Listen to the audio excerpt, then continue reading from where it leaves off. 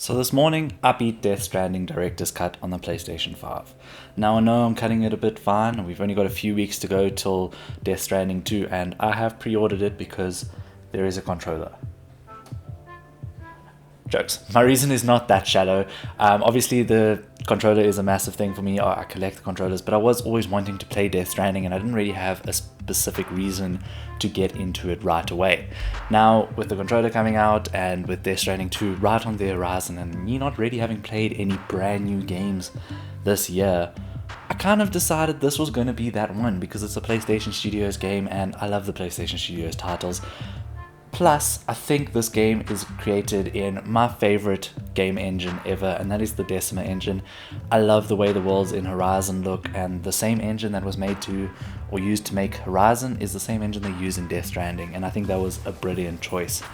But after 34 hours and basically just doing the story, so yes, I beat the game in 34 hours and I was just the story. I know this game takes a couple hundred hours for most people, or at minimum 100 hours, but I was literally focusing one shot on the story itself. And that's fine because I wanted the story out of the way, because now when I go back, it's literally just the things that I want to do. And that's going to sound a bit weird, but let me get to that in just a second. I have 4 points that I want to run through, and 2 are positive, 2 are negative in terms of how I felt about Death Stranding. And now this is particularly with reference to just the story and what I experienced from just that run of the story, not in the entire game, because I still have to go back and play more of the game, and you'll see that that's actually where I find myself enjoying the game more. But let's just hop into the first point, that story itself. Is the story any good? And yeah, I think the story was quite good. I think I was lucky enough that I could actually follow and I understood what was going on in the world. It's very out there, it's very difficult to follow at some points, but I managed to grasp what was going on, and I think that is not always the easiest thing. I think a lot of what you have to do with Death Stranding is you actually have to sit down and you kind of have to process what just happened. And I know that a lot of people don't really like that in a story, but for me, I found the story very enticing, very engaging, and I kept wanting to come back and kept wanting to know more. I love how the mystery followed throughout the game, and then when the reveals start coming through in the later game, you kind of actually see how that all happened. I followed it quite well. I think the story was set out really well, and if you're just doing the story, the pacing is pretty good. But that's not the only thing about the story. I think before I get into the negative about the story, let me first carry on with some of the story aspects. So, for example, the characters. I think the characters were phenomenal. I think the characters were phenomenally created, phenomenally acted, and phenomenally written. They were just done very well. I think a lot of the characters, probably even the actors, were a bit confused as to what they were doing at the time, but that never shows through in the story aspects. I think it was done to perfection. I loved the characters. They were beautifully written and they were very well acted out. So all credit to not only the mocap actors, but also to the voice actors. Again, my highlight in this was Troy Baker. Troy Baker as Higgs, so as one of the villains in the game. It was just phenomenal. I loved seeing that. And then obviously Norman Reedus and Mads Mikkelsen, or Mikkelstein.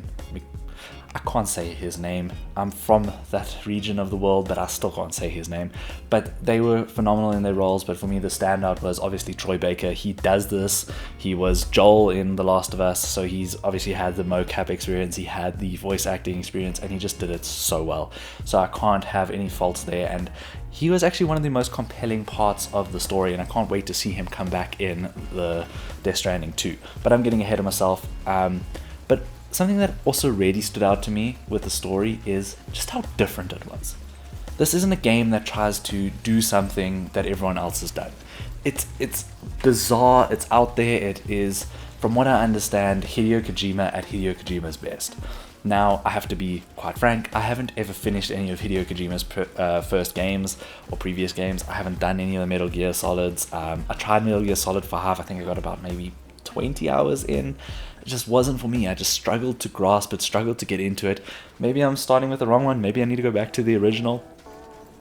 All things that I plan on doing in the future, but I'm very happy with having played Death Stranding from that story aspect.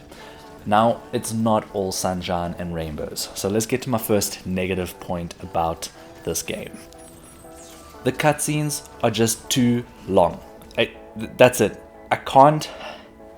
I get it. They needed to be a specific length to develop the story, but give us breaks in between. Give us for the first, say, 20 hours, it's not too bad. So from chapters 1 to about 8, 9-ish, it's not too bad. I don't mind the length of the cutscenes there. I don't find them too intrusive or too overbearing. But when you get into those last 4 chapters, so it's chapters 10, 11, 12, and 13, specifically 11, 13, and 14, sorry, those just are too much. They're way too much for me. There's barely any gameplay. The entire story culminates in those 2 chapters, so 13 and 14. There's very little bit of gameplay, and I understand that from a narrative perspective, but my goodness, I had to sit through 3 hours of credits, and it was just too much for me. I couldn't sit still. I had to do other things. I was on my phone. I was scrolling through Instagram. It was just too much. The game and the story are fantastic, but there needs to be better gaps and breaks in between story and gameplay. There needs to be a better balance, and I'm hoping that Death Stranding 2 does solve that problem. But again, I think a lot of the problem for me is the fact that I kind of just did the story. I went through the story, I engaged with quite a lot of what the world had to offer, but there's still so much more that I have to get through, and I think for that fact and that fact alone, there's still a lot that I'm going to have to experience, and that maybe makes the story a little bit better, if that makes sense. So say, for example, instead of having played for an hour or 2 and then getting into this 3-hour end section, you play for maybe 3, 4, 5 hours, and you have a much deeper experience of the world. You've done 100 or so hours in between. I was quite ready to finish the story quickly so that I could get into the rest of the world. And I know that's probably not the right approach for this game, but that's exactly what I wanted to do, because now I'm going back and I'm going to experience the game the way I want to experience it, because as great as the story is and as good as it is, for me it's probably about an 8 out of 10 story. I just want to get back into the world.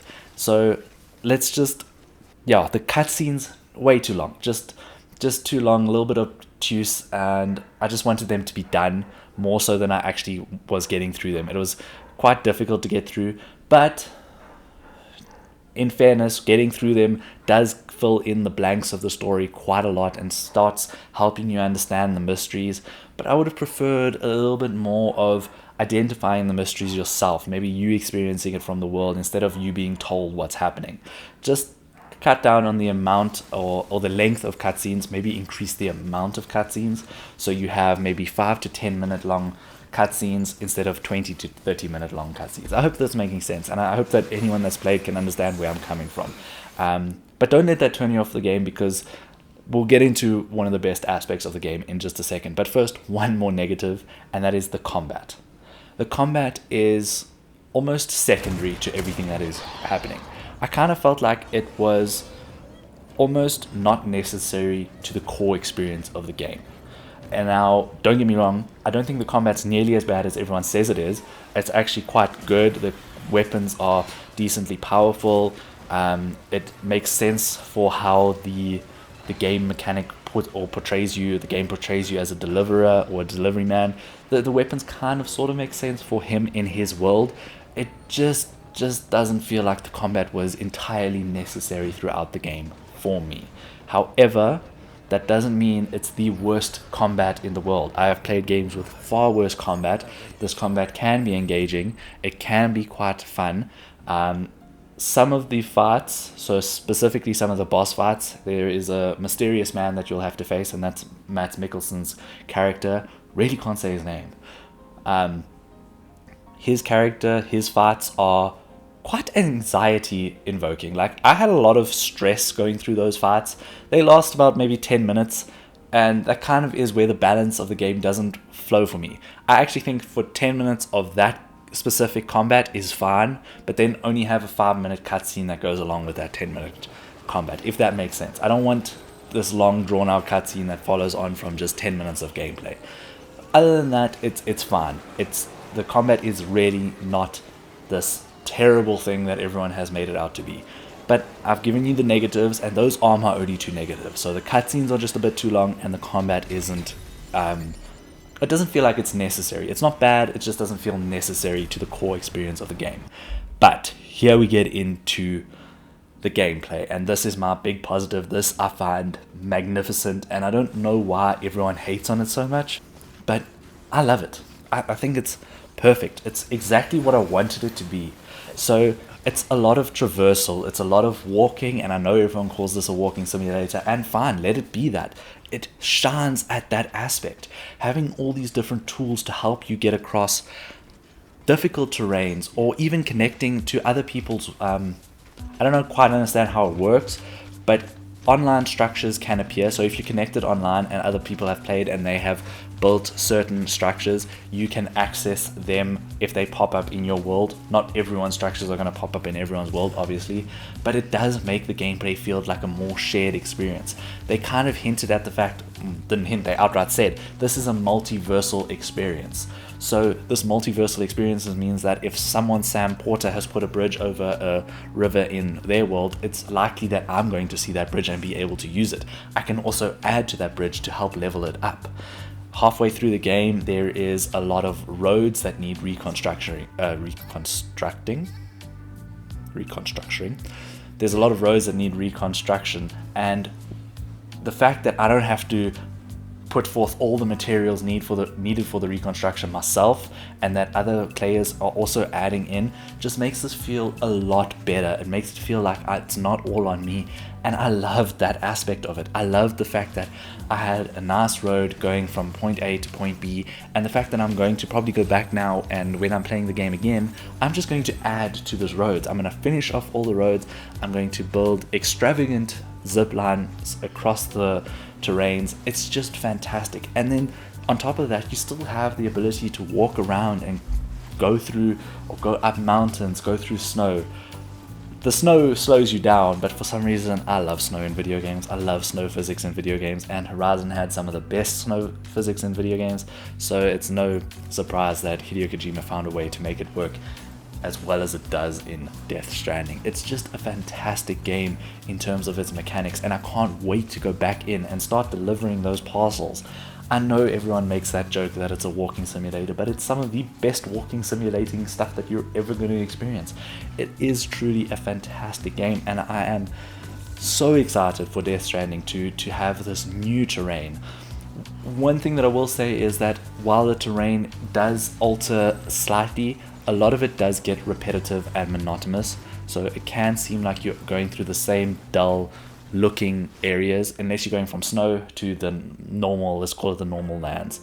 Some of the areas do look very different, but a lot of it is the black sand and then this weird green grass on top.